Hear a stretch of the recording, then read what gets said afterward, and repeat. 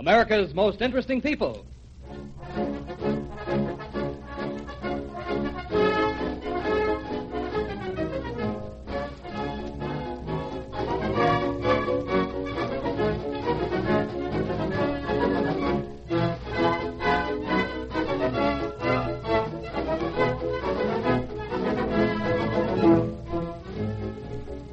Good evening, ladies and gentlemen.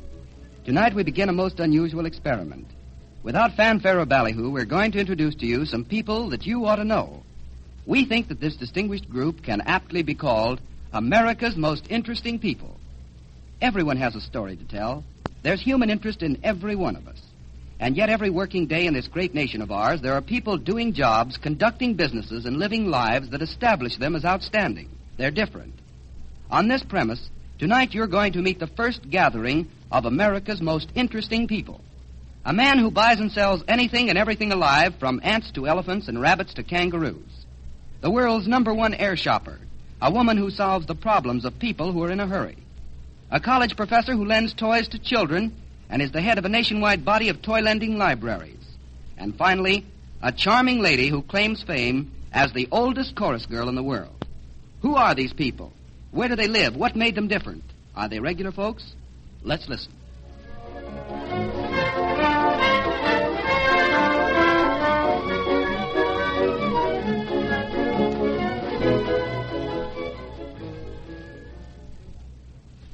Look here, Smith. I've got $100,000 tied up in this show. I've got more to worry about than a pair of white French geese. As property man, that's your job. Well, I know, Mr. Kent, but I've searched all over New York, and I can't find a single pair. I don't know where to turn next. Did you try Henry Krahour? No. Well, call Chelsea 32830. He can get them for you. He's never failed me yet. When in doubt or in need, call Henry Krahour. That's what Broadway producers, animal lovers, motion picture companies, advertising agencies, and chefs have done for over 50 years. Mr. Krahour, I don't like starting off this way, but something's been puzzling me ever since our interview the other day. Yes, what is it? Well, your slogan is selling everything and anything that's alive. That's right, Jerry. Well, now, how do you account for those 24 eggs you were shipping by airmail to South America? They certainly weren't alive. Oh, yes, they were, Jerry. You see, those eggs were not just ordinary eggs, such as you eat for breakfast. They were from a special breed of chickens and were very much alive. They were hatching eggs with a certain spark of life in them. But why ship them all the way to South America? Don't they have hens down there? Of course they do, but not this special breed of hen. The gentleman I shipped them to lives in Argentina. He is starting a special type of chicken farm down there. Well, how much did it cost to send them down there? How were they packed? And what did the eggs themselves cost? Oh, wait a minute, Jerry. One at a time. The eggs cost $16.67 to express mail. It was the first time such an undertaking was ever tried. And we had to get special permission from the American Express Company. We packed the eggs carefully in sawdust. The bill to our customer read, 2 dozen hen eggs, $25. That's a lot of money for eggs, all right.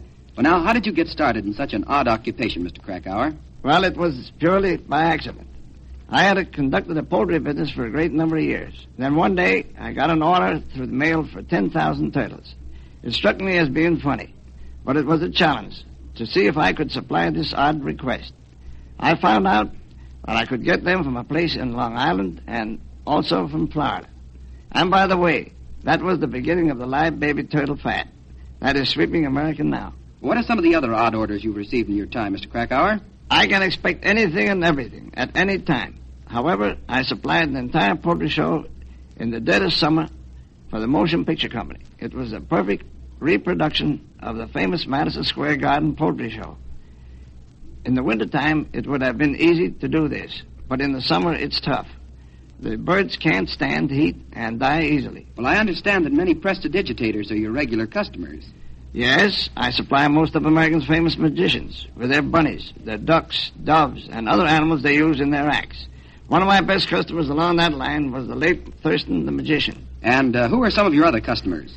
Well, I suppose geese for the theater managers when they need them for farm scenes. Right now, I have an order from a Broadway producer for 2 white European geese for his play, which is opening soon. Then hunters buy decoy ducks for me also. Well, I thought that all decoy ducks were made of cork or composition. No, Jerry. Some of them are very much alive. Only a certain kind of wild ducks can be used. They are called Muscovy ducks. Well, now tell me about some more orders, Mr. Krahour. The other day, a big advertising agency wanted a special, extra rich-looking turkey for a Thanksgiving cigarette ad. Did they get it? Yep, drumsticks and all. Well, now, what are some of the most unusual experiences that you've had in your business? I once received 125 bullfrogs from a shipper in North Carolina, out of season. The fine for keeping bullfrogs out of season is $5 a head.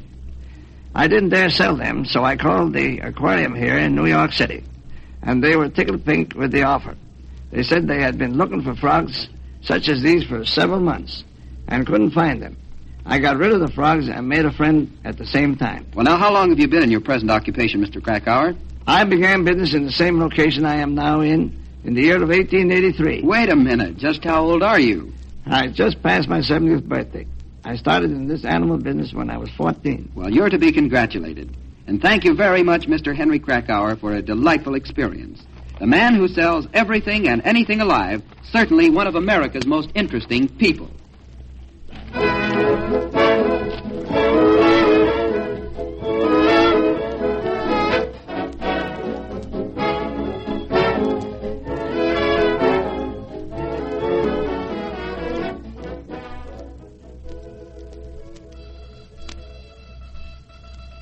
Calling the China Clipper. Calling the China Clipper. Hello, China Clipper. Calling the China Clipper out over the Pacific. Hello, San Francisco. Hello, San Francisco. China Clipper calling. Are you getting us okay? Hello, China Clipper. Yes, we're getting you all right. Give us your position, please. Our position is 18 degrees north latitude, 171.6 west longitude. We figure about 1,600 miles out of Manila. All right. We have a pickup order for you in Honolulu. Mildred Johnson of New York has a shipment of rare Hawaiian flowers that must make your plane. Do you get that? Please repeat it. Hello, San Francisco. Pickup order of rare Hawaiian flowers for Mildred Johnson of New York. Now, can you give us the weather report? Yes, here it comes. Slight westerly winds. Visibility 20 miles. Rare flowers from Honolulu, llama cheese from the Andes, caribou meat from remote Canada, rattlesnake titbits from Texas, Olympia oysters that still retain the chill of Puget Sound, choice steaks from Champion Steers in Kansas City, stone crabs from Bimini in Yucatan, teddy bears and parrots from Mexico, smart gowns from Fifth Avenue. This imposing list of odd items is a small sample of the everyday business routine of America's #1 air shopper, Mildred Johnson. Tell me, Mildred, where in the world did you ever get this air shopping idea? About 5 years ago, I was traveling abroad mapping appealing air cruises in Europe for an American cruise company. It was while I was flying between London and the various European capitals that I noticed so many of the passenger seats occupied by packages. The European airlines seemed to be using the planes for an express service as well as passenger service. So you decided that such a business would be a good thing in America? No, I didn't give it much thought until I returned to this country. Then, when Air Express became a general thing here, I decided to become an air shopper. And what was your first order? Stone crabs from Bimini for Sherman Billingsley of the Stork Club. Well, why ship stone crabs so far? Aren't the Maryland variety just as good? We have some very fine crabs up here, but the seafood of the southern waters are considered a much greater delicacy. Have you ever eaten pompano or green turtle from southern waters? No, I haven't. Epicureans say these are the finest in the world. This delicate stone crab meat would never last the regular boat or rail trip to New York, which is only an overnight jaunt by air. At 6 in the evening, the chef of the Stork Club phones us that he wants some Bimini crustaceans, and at 8 a.m. the next morning, they're in the restaurant kitchen. Well, that's speedy service, all right. Tell me, do you have other customers for similar foods from the South? I should say so. A number of the finer clubs feature Sunday evening southern seafood dinners through the air shopping service. Crabs, red snapper, green turtles, guava. Well, now, getting away from food for a moment, Mildred, what are some of the other items prominently found on your air shopping list? Flowers, jewelry, clothing, art treasures, animals. Well, now, I can understand jewelry, artwork, and clothing and animals being flown, but how about flowers? Wouldn't they wilt and die? Well, you forget, Jerry, that the whole idea behind air shopping is getting the items from their native surroundings, where they not only are cheaper, but hardier than our domestic flowers. In most instances, they grow wild. Well, what are some of the flowers that you fly in? Giant roses from Colombia, South America, also orchids from there and nearby countries, peacocky, ginger, and jasmine from Honolulu, Easter lilies from Bermuda, orange blossoms from Florida and California, as well as the adopted state flowers from every state in the Union. You mentioned flowers being cheaper. I'd think that flowers flown from such great distances would be more expensive. Well, anything you buy in these foreign places is cheaper at its source. Air travel is not as expensive as one imagines. Therefore, I can sell you a gorgeous orchid that will last longer, look better, and is often larger than the domestic flowers, for a sum well under the market price here. Well, now, come, Mildred. Let's get down to figures. How much exactly are there? I might want to buy one sometime. If an orchid sells for $1.50 here, I can sell you a South American orchid for $1.20. And your girl will get a double thrill because you can tell her that you had it flown all the way from South America for her. Well, that has a very romantic touch to it, hasn't it? Most decidedly. At air shopping places, on each gift or item that is flown from some other city or country, a tag which logs the flight of the plane chronologically, showing the exact path of flight, places it stopped, and the number of hours elapsed from start to finish. Mildred, tell me, what was the most unusual article that you've ever been asked to supply for air shopping? The most unusual was the request of a mine foreman in Pennsylvania to get a parrot that spoke 4 or 5 different languages. You see, the men in his mine were all foreigners and wanted a mascot that spoke German, Italian, Spanish, and English. Well, that was really a tough assignment. Did you get the parrot? Yes, sir. I searched for almost a month and finally discovered a parrot that spoke 3 languages living on a ranch in Mexico. I bought him and flew him to the mine foreman, and as far as I know, the whole company is having a linguistically good time. What is the furthest distance that you've flown articles for your service? I do a regular business with the Hawaiian Islands, which is some 6,000 miles from here. But the furthest was some rare orchids from the Orient. These flowers are pure white and only found there. A flower specialist asked for them. And on the same trip back via the China Clipper, I shipped some black coral jewelry from the Philippines. Well, now, great care must be taken with these rare flowers. Aren't you afraid of the handling during the flight? No, the airway companies cooperate to the 6th degree. They water them and keep them in a cool place so as to aid them on the trip. What was another interesting experience you had in shopping for other people? One afternoon in the dead of winter, I received a phone call from a doting grandmother way up in the northern end of Vermont. She wanted her little grandson to have a Texas horned toad for a pet. The lad had been reading Western stories and wouldn't rest until he had one, so I got one for him. That was a simple request. Do you have any outstanding orders for certain foods or flowers? Yes, every year at Christmas time, I send a man in Puerto Rico a choice steak from the best blue ribbon champion steer sold at auction in Kansas City. This steak, after hanging for 3 months, is in the primest condition and sells for $5 a pound. It is the finest piece of meat of its kind in the world. Well, the next time, Mildred, the butcher doesn't give me a decent steak, I'll call you up. Well, now, what else? Well, some of the biggest hotels here have regular evenings devoted to Hawaiian foods and flowers, which I supply for them direct from the islands. A few customers in New England who used to live in the South have special Southern food shipped to them regularly. I am also doing a large business in coffee now. Coffee? Wait a minute, Mildred. Coffee's rather a heavy item. How much of it could you fly in without it costing you as much as the plane? Well, I receive more than enough for a single cup, Jerry. Bogota, Colombia coffee is the quality coffee of the world, and people who want the very best buy it from air shopping. We get the first pick berries and ship them partway by air, guaranteed fresh. Imagine being able to say to your house guests, "This coffee you are drinking flew in from Colombia last Tuesday."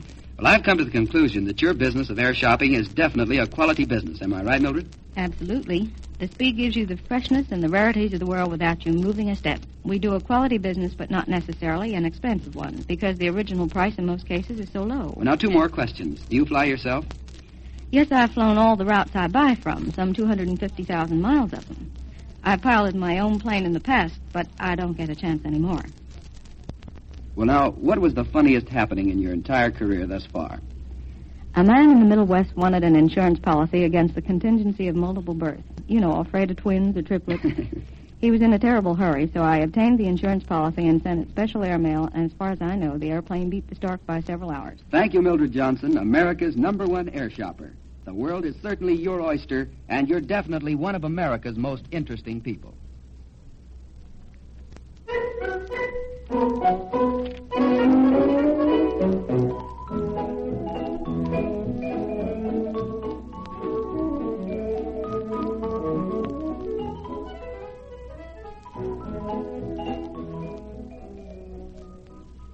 Your name, please. Ruby Torio, Where do you live, Ruby? 241 Hester Street. Have you taken out any toys before, Ruby? Yes? Just a minute. Ruby Torrio, 241 Hester Street. Responsible child, okay. All right, Ruby. What kind of a toy do you want? A doll. Here you are, a lovely doll. Isn't she pretty? Yes, she is. Thank you. You're welcome. But remember, Ruby, to bring the doll back at the end of the week so other little girls can play with it, too. I will.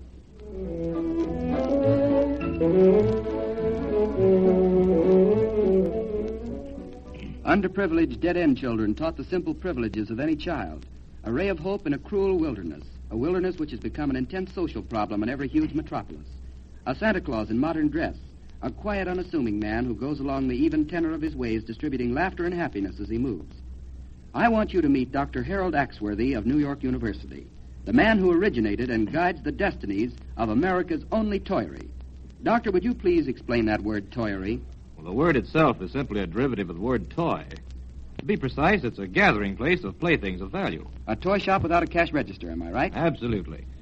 Our toyeries do not sell or rent toys to youngsters. We simply lend them. You mean, Doctor, that you have a room full of wonderful toys and that you allow any youngster to come in and borrow one and play with it? Well, not just any child. Only underprivileged children. Children who never had a toy of their own or a chance to play with a real toy. Why, do you know, Jerry, that there are thousands of little ones in the United States, especially in the big cities, who have never seen a doll or a set of blocks, let alone know how to play with them? It seems incredible, Dr. Axworthy, that in this day and age, with motion pictures and radio, that such a thing would be possible.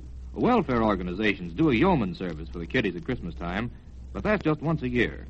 And even then, many children are missed because there just aren't enough toys to go around. And that's where your toyery comes in, isn't it, Doctor? Yes, we bridge the gap from Christmas to Christmas. Our toyeries run 365 days a year.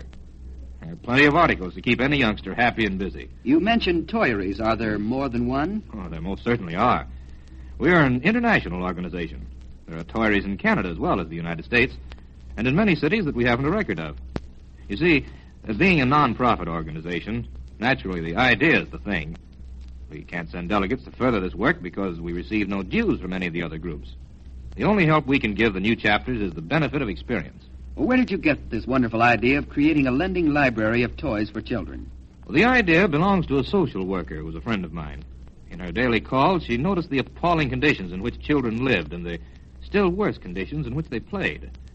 In most cases, they lived in dank tenement buildings and dirty, dark hallways, staircases, and alleyways with their playgrounds. My friend came to me with the idea, and we developed a plan. It was 6 years ago that the first toyery came into existence. It was located in the New York University Community Neighborhood House. Where did you get your toys? Well, private individuals donated old toys that their own children had outgrown or broken. We mended them, put on a new coat of paint, and placed them in our stock. Department stores, too, donated toys that were outmoded or slightly shop-worn. The biggest source was the toy manufacturers themselves. When we approached them for a few toys, they plunged into this crusade with a zeal that overwhelmed us. Instead of a few toys, we received their surplus stocks. And not only the individual manufacturers cooperated, but the entire association of toy makers joined hands to help us. It was and is one of the most gratifying experiences I've ever encountered. All right, Doctor, we have the idea and the toys. Now, where do we go? Well, housing this idea and the toys is next. Naturally, we haven't any money, so the room must be a gift also. This room or storehouse may be in a settlement house or recreation center or schoolhouse or a private residence. Well, now, how do you get children interested? That was simplest of all. Naturally, at first it was an experiment, so we couldn't take every child that wanted to enroll. Our first children were obtained by telling teachers in grade schools in the neighborhood of the toyery of this service and asking their help by sending the children who were without toys. Word quickly passed around, and we had more than enough youngsters all the time. Well, now, how exactly does this work when a child comes in for a toy? Well, first of all, the toys are cataloged and tagged. A child's mother or father must come in with them and sign for the toy just as a precaution. That makes it appear more businesslike and places the responsibility on the parent and the child. And then we start the child on the simplest kind of a toy. Very inexpensive, and one that if lost or broken will not cause a great loss. If the child shows a sense of responsibility, we graduate him or her to a better class of toys, more colorful and expensive playthings. Tell me, Dr. Axworthy, do any of these children ever show a special aptitude for playing? One case was most interesting. We had several toy pianos available for the kiddies. A little girl came in one day and asked if she might play with one. I gave her a toy piano, and she played with it all afternoon. Next day, the same thing happened, and the next, and the next. This interested me, so I watched her more closely. This little girl was actually playing tunes on that cheap little tinkly toy piano. I asked her if she would like to play on a big piano, and she was delighted. So we arranged for her to take lessons, and today that young lady has a fine concert career ahead of her. Can you think of another interesting example of a similar case? Well, Jerry, one of the most pathetic was the Polish woman who brought her little girl to us for a doll. This child had never seen a doll. The amazement at seeing this doll was almost too much for both mother and child. Neither knew how to hold it or play with it. So one of our young women showed these two how to play with a doll. They spent the entire afternoon and many after that marveling at this wonderful toy. It was heartbreaking to think that here was a child who had never had the delight of the simplest kind of playing. There are many more where she came from. Do you find any racial discrimination amongst children? Oh, there's never discrimination amongst children, only among adults. Well, now, Doctor, what are the most popular toys? Well, dolls, doll carriages, and manipulative toys. Are there any taboos in toys? Oh, yes. We do not allow any toy guns in our toyeries. These children are raised in the breeding ground of crime, and we will not encourage it. Do any of the children ever steal the toys you lend them or forget to bring them back? No, very seldom. Because a child knows that once his privilege has been revoked, he can't obtain any more toys. And this is the greatest punishment in the world to children who haven't any playthings to begin with. What hygienic precautions are taken with these toys, Doctor? Well, the toys are washed in a special antiseptic solution and allowed plenty of sunbaths. If a child has been seriously ill and played with a toy, we naturally destroy the object. Are you married, Doctor? Oh, yes. Do you have any children? Yes, we have a boy and a girl. Now, one more question. What is the future of this organization of yours, and what are its handicaps? A Toyery Incorporated should become a part of every settlement, welfare, and recreation center. It's a sound principle for aiding child delinquency. Its handicap is lack of sufficient toys and room.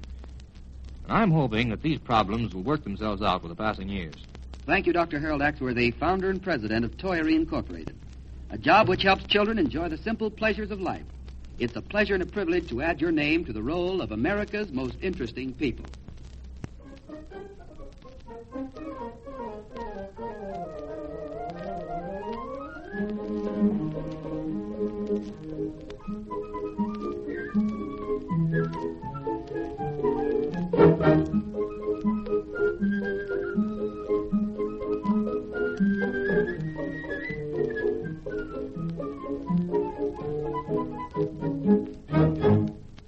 Right at the top of the list of America's most interesting people can be found the name Mrs. Maria Savage, the oldest chorine in the world. A charming lady who's never missed a performance at the Metropolitan Opera for the past 30 years, who's been singing in and out of the chorus since she was a petite miss of 21.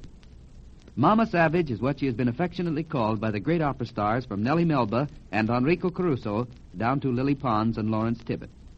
Madam Savage, how does it feel to be known as the oldest chorine in the world? I don't like it, but I don't resent it either. Well, I think you should feel terribly proud.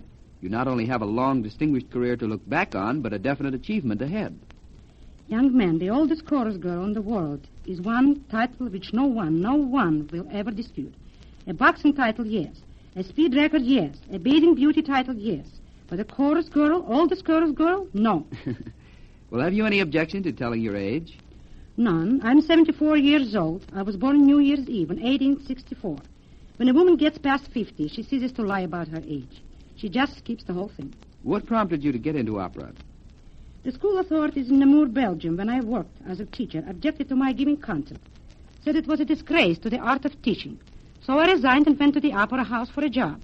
I was determined to show them. And did you get a job right away? Yes, the manager of the school, of the opera house, knew my father, who was like the chief of police in this country. So the manager thought here was a good chance to feature a local girl and boost up the local interest. And was your debut a huge success? Yes and no. Well, what do you mean? Well, I hadn't told my family about my quitting my job to become an opera star. When they heard about it, after the opening, my father never let me return.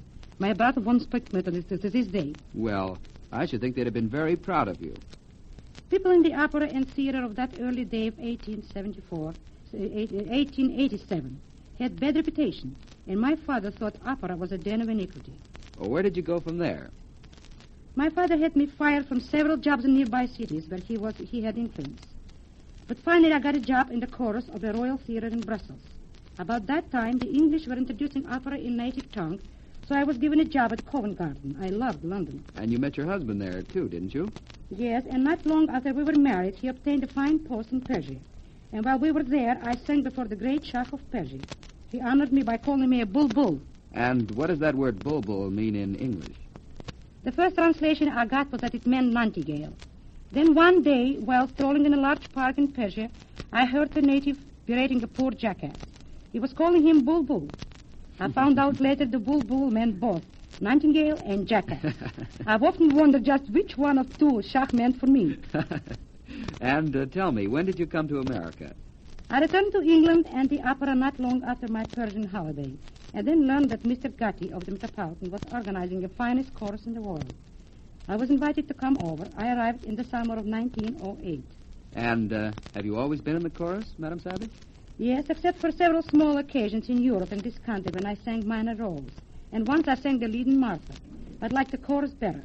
I have no regrets that I am not a star. The chorus is the real earthy part of the opera. We represent the people, young and old. The ballet represents youth. And how many are there in the chorus of the Metropolitan?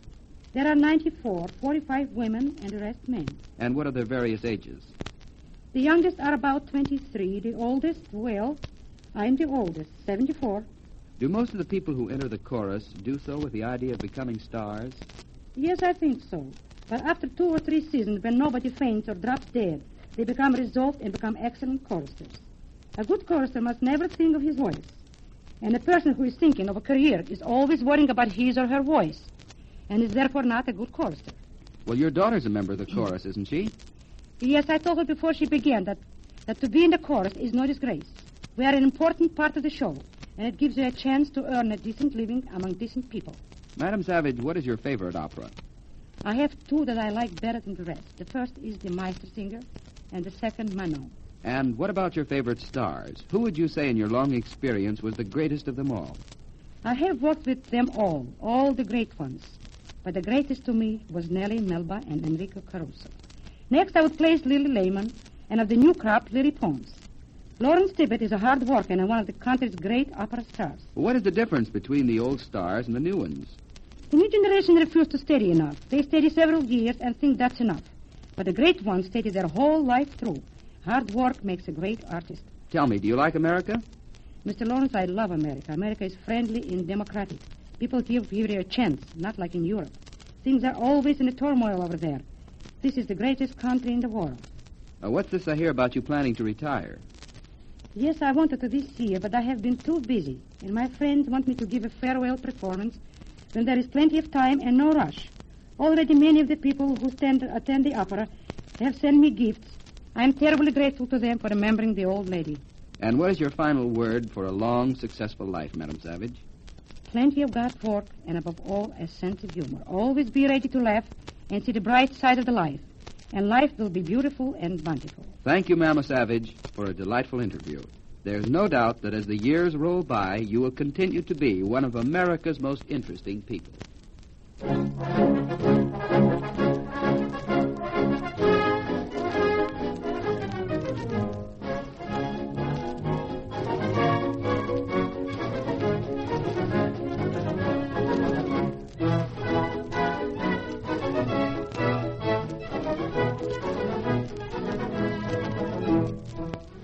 Tonight, we've brought into your homes the first group of America's most interesting people.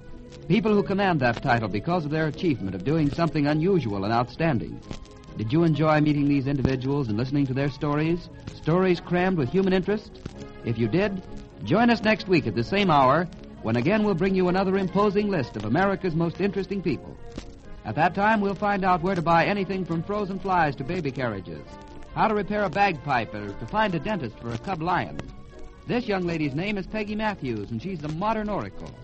We'll also meet Michael McDougal, the world's only card detective, a man who makes his living by beating crooked card sharks at their own game. We'll meet America's only big league woman baseball scout, Mrs. Roy Largent, who will tell us about her profession.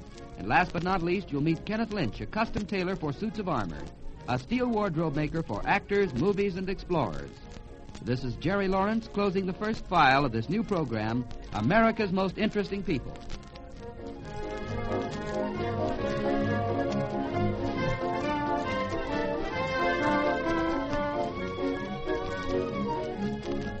This is the Mutual Broadcasting System.